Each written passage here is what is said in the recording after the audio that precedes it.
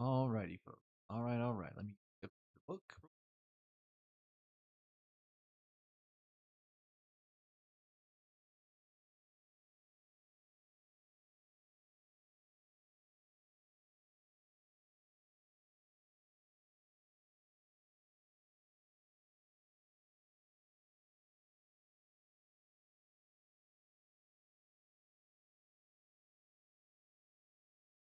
Ready then to go live.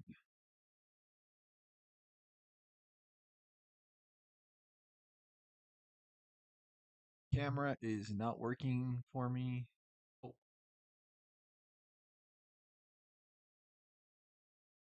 can run like this.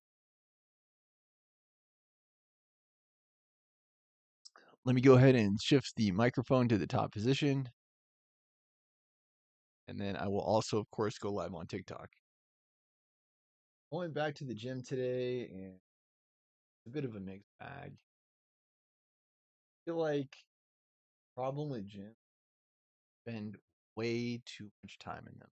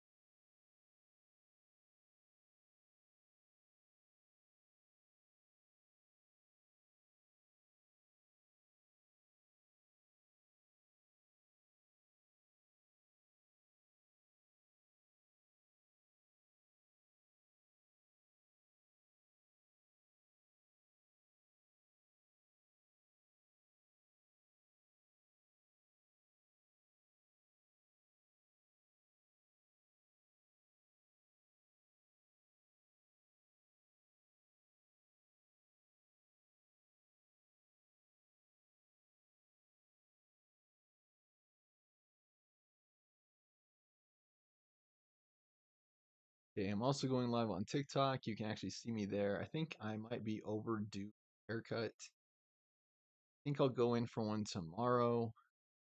Also planning on grocery store. Ay, ay, ay. It's just so hard to find time for everything like book, piano, everything. And then yeah, now also going back to the gym. So it's like trying to find time for it all. Okay, here we go again. Principle 11. Do what you want, get what you see. Imagination is everything. This is the preview of life's coming attraction. Albert Einstein, winner. Nobel Prize for Physics.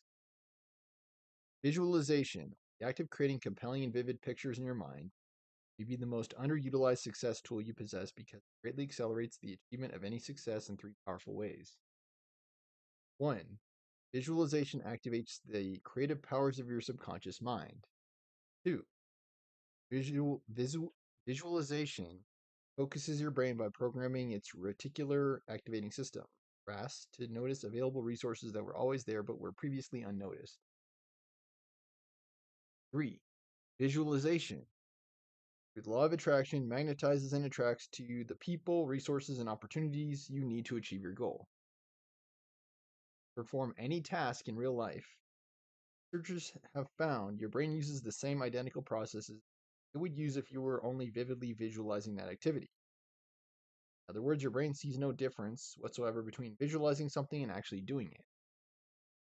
The principle also applies to learning anything new.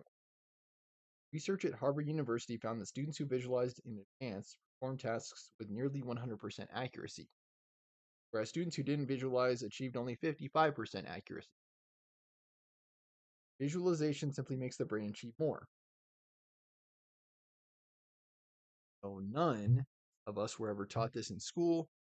Sports psychologists and peak performance experts have been popularizing the power of visualization since the 1980s. All Olympic and professional athletes now employ the power of visualization. Jack Nicklaus, the legendary golfer with 73 major tournament victories and $5.7 million in winnings, said, I never hit a shot, not even in practice, without having a very sharp, in focus picture of it in my head. like a color movie. First, I see where I want to finish, nice and white and sitting high on the bright green grass. Then the scene quickly changes and I see the ball going there. Path, trajectory, and shape. Even its behavior on landing. Then there's sort of a fade out. The next scene shows me making the kind of swing that will turn the previous images into reality. How visualization works to enhance performance. You visualize your goals as already complete each and every day, creates a conflict, structural tension in your subconscious mind between what you are visualizing and currently have. Your subconscious mind works to resolve that conflict by turning your current reality to the new, more exciting vision. This conflict, when intensified over time through constant visualization, actually causes three things to happen. 1. Programs your brain's RAS to start letting your awareness anything that will help you achieve your goals. 2. It activates your subconscious mind to create solutions for getting the goals you want. Start waking up in the morning with new ideas. Find yourself having ideas in the shower, while you're taking long walks, and while you're driving to work. 3. Creates new levels of motivation. Start to notice that you are unexpectedly doing things that take you to your goal. All of a sudden, you're raising your hand in class, volunteering to take on new assignments at work, speaking out at staff meetings, asking more directly for what you want, saving money for the things that you want, paying down a credit card debt, or taking more risks in your personal life. Let's take a closer look at how the RAS works. At any one time, there are about 11 million bits of information streaming into your brain, most of which you cannot attend to, nor do you need to. So your brain's RAS filters most of them out, letting into your awareness only those signals that can help you survive and achieve your most important goals. How does the RAS know what to let into your awareness and what to filter out? Let's in anything that will help you achieve the goals you have set, constantly visualizing and affirming. Also lets in anything that matches your beliefs and images about yourself, others, and the world. RAS is a powerful tool, but it can only look for ways to achieve the exact pictures you give it. How does all this help your effort to become successful and achieve the life of your dreams? Give your brain specific, colorful, and vividly compelling pictures to manifest. It will seek out and capture all the information necessary to bring that picture into reality for you. Give your mind a $10,000 problem, it will come up with a $10,000 solution. Find a $1 million problem of a $1 million problem, it will come up with a $1 million solution. Give it pictures of a beautiful home, an adoring spouse, an exciting career, exotic vacations, it will go to work on achieving those. By contrast, if you're constantly feeding it negative, fearful, and anxious pictures, guess what? Work to achieve those too. The process of visualizing for success is really quite simple. All you have to do is close your eyes and see your goals as already complete. Your objectives is to own a nice house on the lake, and close your eyes and see yourself walking through the exact house you'd like to own. Fill in all the details. What does the exterior look like? How is it landscaped? What kind of view does it have? What did the living room, kitchen, master bedroom, dining room, family room, and den look like? How is it furnished?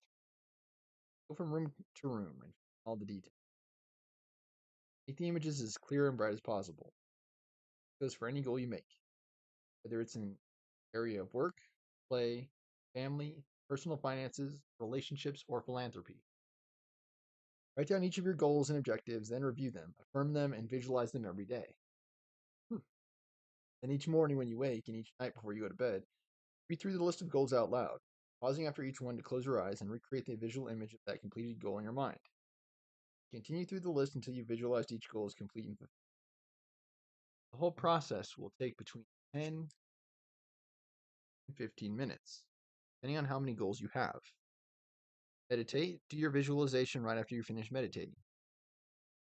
The state achieved in meditation will heighten the impact of your visualization. Adding sounds and feelings to the pictures. Multiply the effect many times over. Add sounds, smells, tastes, and feelings to your pictures. What sounds would you be hearing? What smells would you be smelling? What tastes would you be tasting? Important, what emotions and bodily sensations would you be feeling if you had already achieved your goal? If you're imagining your dream house on the beach, You might add in the sound of the surf lapping at the shore outside your home, the sound of your kids playing on the sand, the sound of your spouse's voice thanking you for being such a provider. Add in the feelings of pride of ownership, satisfaction at having achieved your goal, feeling of the sun on your face as you sit on your deck looking out at the beautiful sunset over the ocean. Don't disturb Daddy. He's busy visualizing unparalleled success in the business world and, by extension, a better life for us all.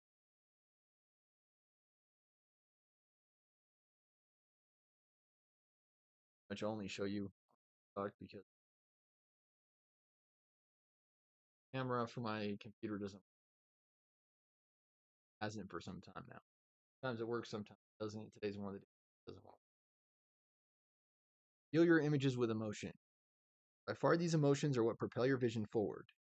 Researchers know that when accompanied by intense emotions, the image you're seeing can stay locked in the memory forever. Sure, you remember exactly where you were when the World Trade Center collapsed on September 11, 2001. Your brain remembers it all in great detail because not only did your brain filter information you needed for survival during these tense moments, but also images themselves were created with intense emotion. These intense emotions actually stimulate the growth of additional spiny protuberances on the dendrites of brain neurons, which ultimately creates more neural connections, thus locking in the memory much more solidly.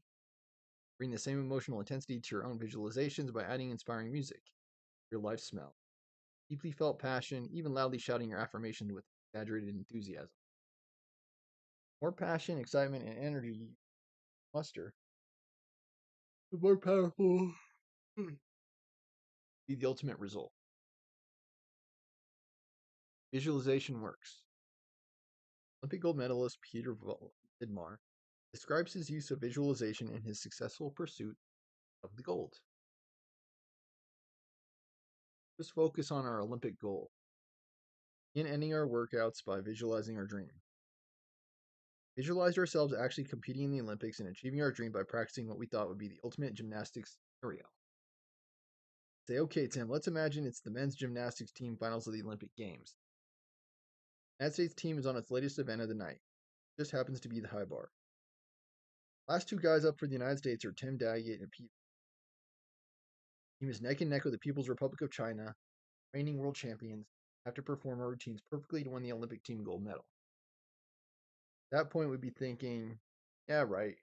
We're never going to be neck and neck with those guys. They were the number one at the Budapest World Championships, while our team didn't even win a medal. Never going to happen. What if it did happen? How would we feel? Close our eyes, and in this empty gym at the end of a long day, we'd visualize an Olympic arena with 13,000 people in the seat, another 200 million watching live on television. And we'd practice our routines. First, I'd be the announcer, cut my hands around my mouth and say, next up from the United States of America, Tim Daggett.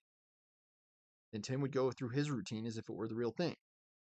Tim would go over to the corner of the gym, cup his hands around his mouth, and in his best announcer voice say, next up from the United States of America, Peter Vidmar.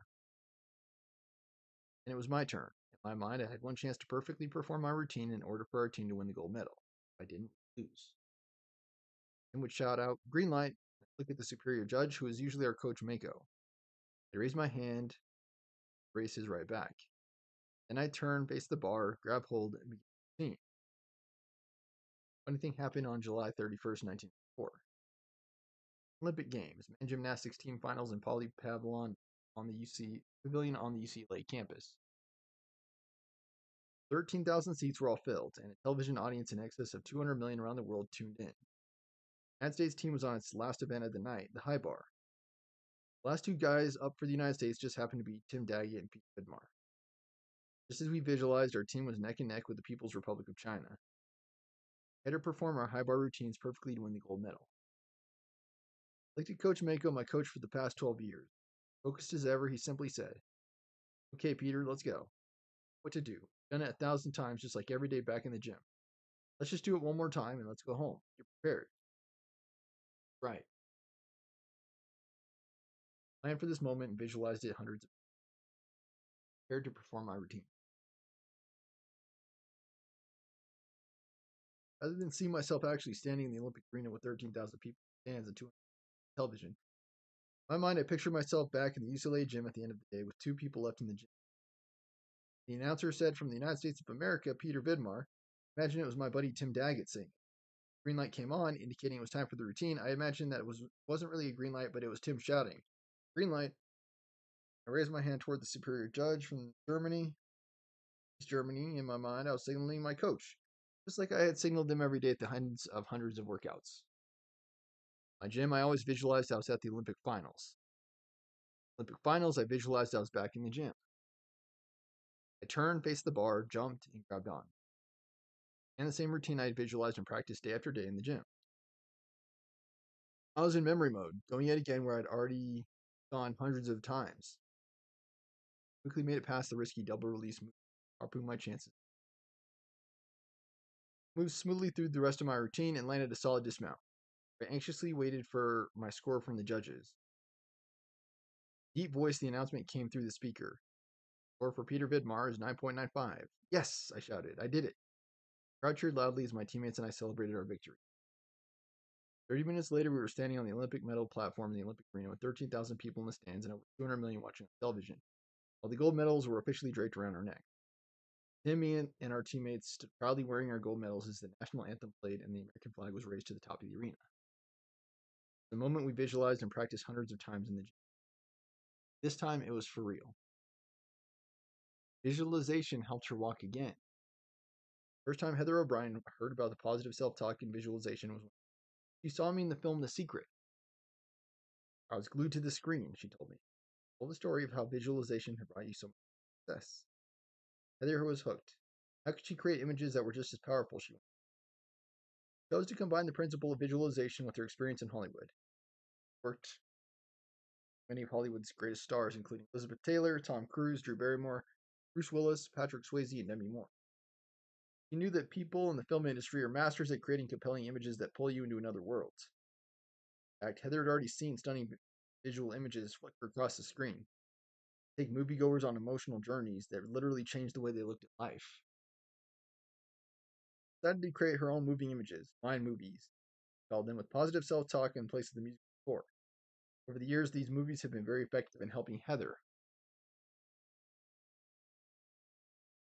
overcome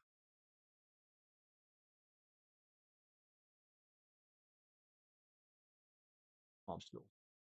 At the same time, she'd also developed a mantra that she repeated during trying times. Don't give up, get up. Ironically, Heather had no idea that her mantra and my movies would literally become critical to her very survival. In July 2011, as Heather was joyfully planning the details of her upcoming wedding, she also landed an executive position with the luxury retailer, overseeing a staff of 30 cosmetics consultants, 50 vendors, and millions of dollars in product.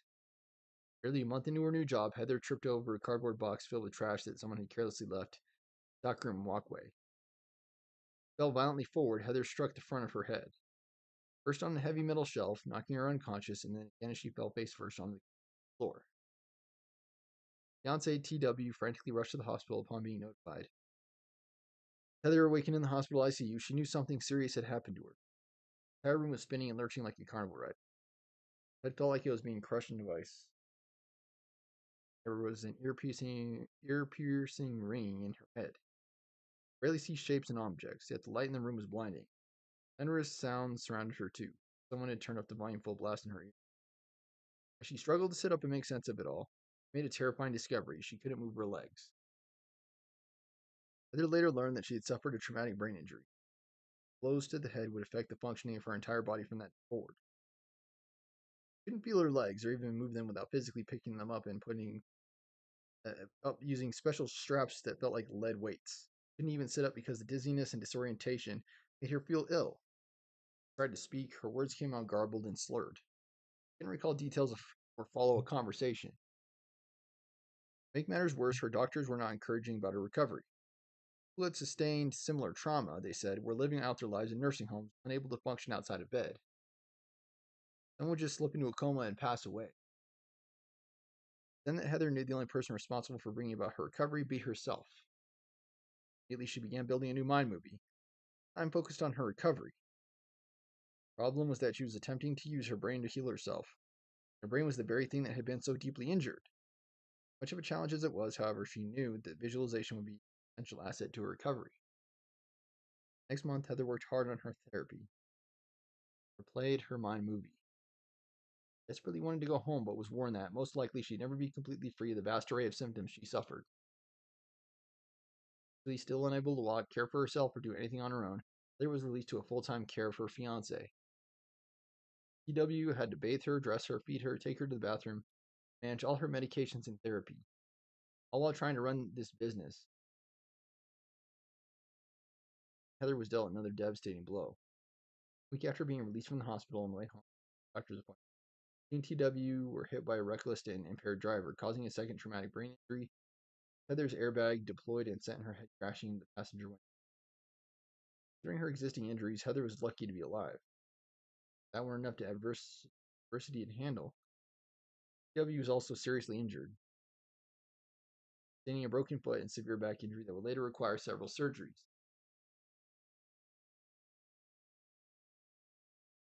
Long one, guys.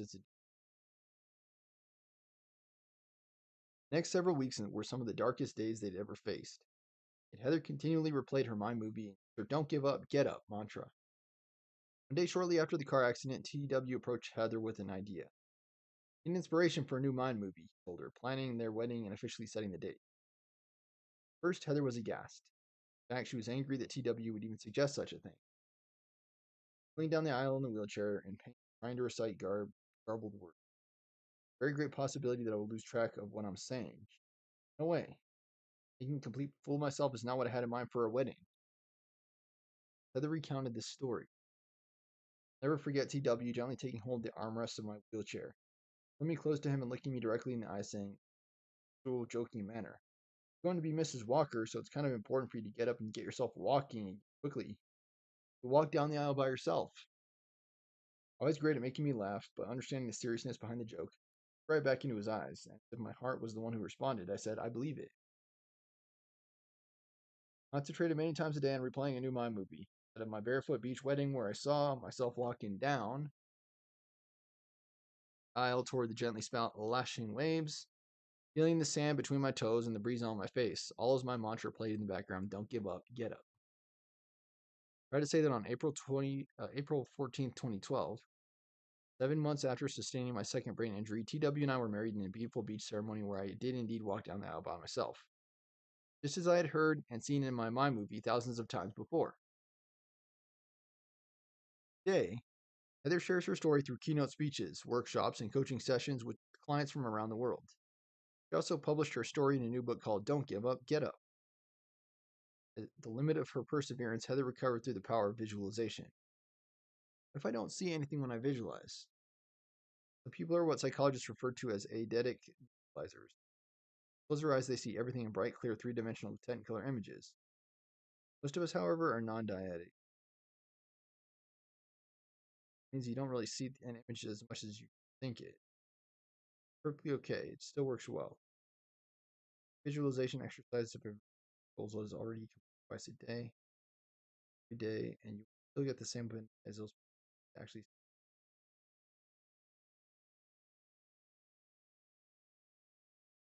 Trying to push through. Use printed pictures to help you. If you have trouble seeing your goals, use pictures, images, and symbols you collect to keep your conscious and subconscious mind focused on your goals.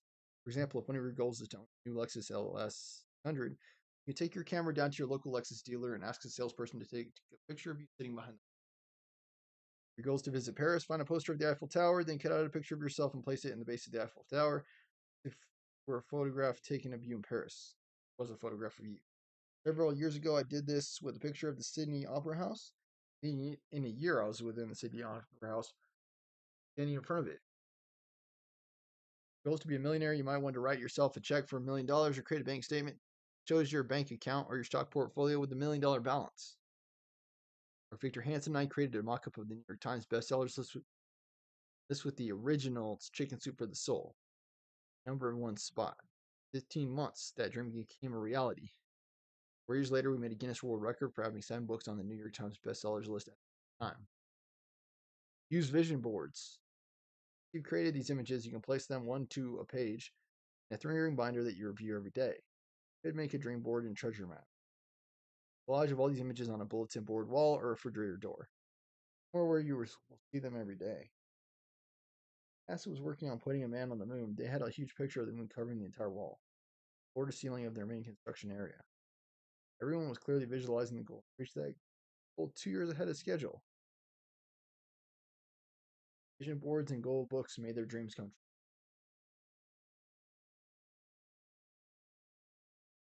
1995. John Assaraf created a vision board and put it upon the wall in his home office. Whenever he saw a materialistic thing he wanted on a trip he wanted to take, he'd get a photo of it and glue it to the board. Then he'd see himself already joining the object of his desire. Already enjoying the object of his desire. In May 2000, having just moved into his new home in Southern California a few weeks earlier, he was sitting in his office one morning when his 5-year-old son Keenan came in and sat on a couple of boxes that had been in storage over 4 years. Keenan asked his father what was in the boxes. God told him his vision boards were in boxes. Keenan replied, "Your vision what?" John opened one of the boxes to show Keenan a vision board. John smiled as he looked at the first board and saw pictures of a Mercedes sports car, a watch, and some other items, all of which he had acquired by then. As he pulled out the second board, he began to cry. That board was a picture of the house he had just...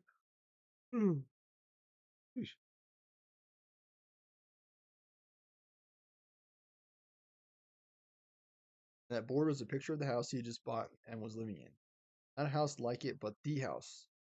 7,000 square foot house that sits on 6 acres. Spectacular views with a 3,000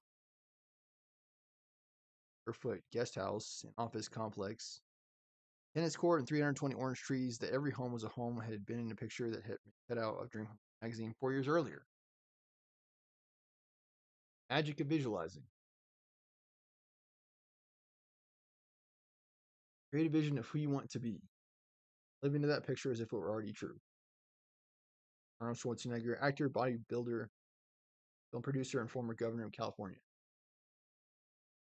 Peter Kahn was 6 years old. He found his life's calling the night he saw the world's greatest musician, David Copperfield, perform on television. For days, all he could talk about was the magic show. Later, his parents brought him a magic kit that had a device in it that makes coins vanish. He spent hours in the room practicing. When he turned it, his mother bought him a full set of magic equipment. He turned 11. Started performing at birthday parties and in school. Years passed, he became more ambitious.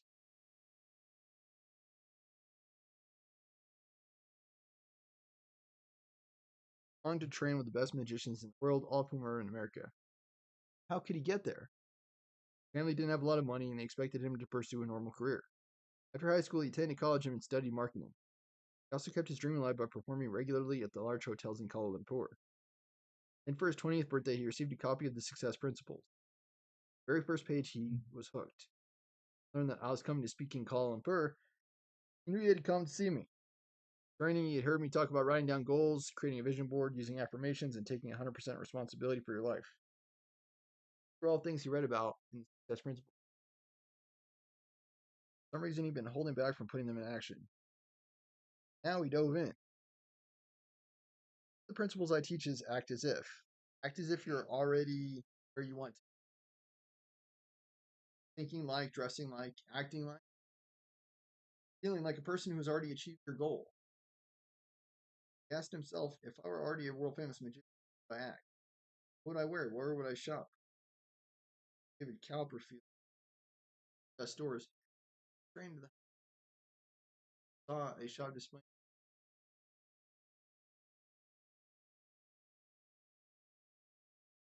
by a Swiss company called Fortis. They attracted him. Kirk said it was a watch that the Russian astronaut was solid in his work, but it cost $3,000. He didn't have that kind of money. Cell phone. He took a picture of the watch. He out folio and pasted on instructions.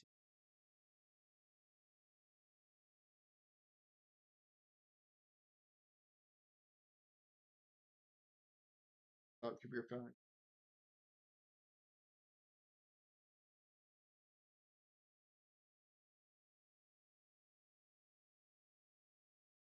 I'll be able to. One watch made by a Swiss company. Yep, already read that. After 6 months at the workshop, Kabir found a group willing to pay for him to go to magic school in America. But his joy was short lived because after more consideration, the group decided that he was too young. They told him he should finish college and then come back and ask again. He was devastated and humiliated. He told all his friends that he was going to America. Now, what would he say? He stayed at home for a few days, feeling terrible. I read in the paper that I was scheduled to give another talk in Kuala Lumpur the very next day. He immediately went to the hotel where he thought I'd be staying and sat in the lobby for 6 hours, holding his copy of the Success Principles, scanning each new arrival coming through the door. Finally, he saw me come in, walked over to me, held up the book, and said, "Jack, I need your help." Recognizing him from the last visit, I invited him up to my suite to talk. Finished telling me his story, I said, "You've done well, Kabir, but you must need to refine your goals. Don't say I want to study magic in America. Say I am studying magic in America. Change your vision board to reflect this. Images and phrases that create the feeling of already living what you want." I reminded him of Principle 17 and 18. Ask, and reject rejection. Remember, there are a million people out there. If you don't get your yes, just haven't asked the right person yet. After my pep talk, he began asking everyone he could think of to sponsor him: businesses, community leaders, even the Prime Minister. He was relentless. To keep himself accountable, he emailed me regularly with progress reports. Research on the importance of being accountable to another person, page 77. Following afterward, a successful Chinese businessman named Mr. Wong offered to pay Kabir's way to America. After meeting with Kabir's family, Mr. Wong handed Kabir a check for $80,000, $3,000 US, 20,000 ringgit more. And he put on his vision board.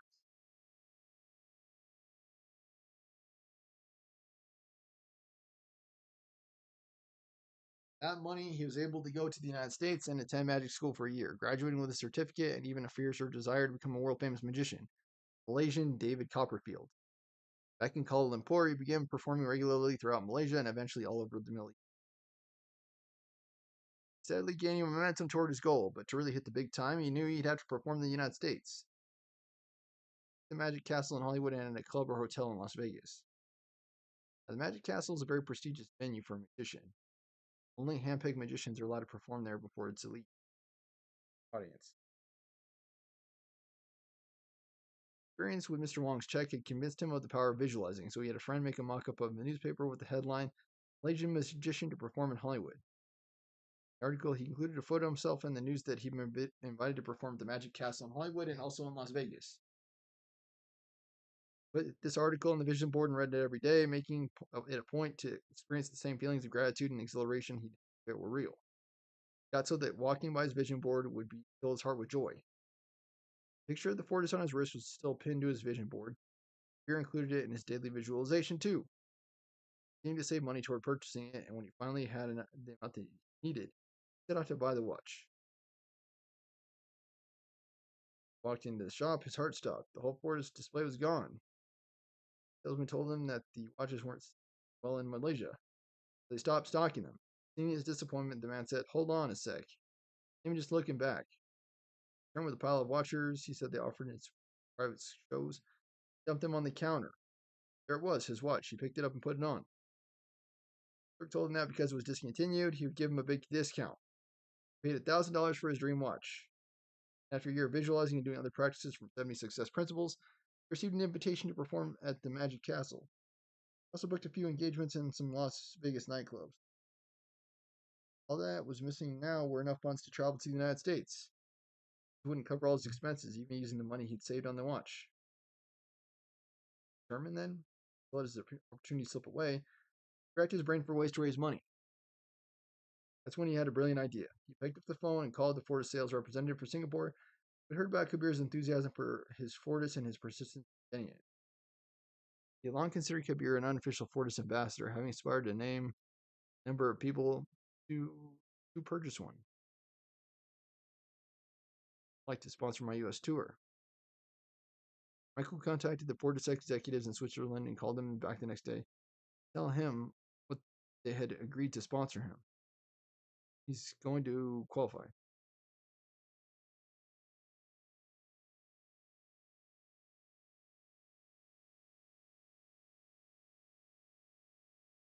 The fact that he was the first ever Malaysian magician to be personally invited to perform in Hollywood and Las Vegas, along with his record of the 21 straight shows in Hollywood, earned him an honorary degree by the Asian Book of Records. Here and now continues to perform internationally and even gave the recent command performance by. There's more. Wong said that he are now business partners, have several exciting and lucrative projects together, including the iconic revolutionary revolving restaurant at the famous Kuala Lumpur Tower, sixth highest restaurant in the world. Start now. Set aside time each and every day to visualize each one of your goals as already complete. It's one of the most vital things you can do to make your dreams come true.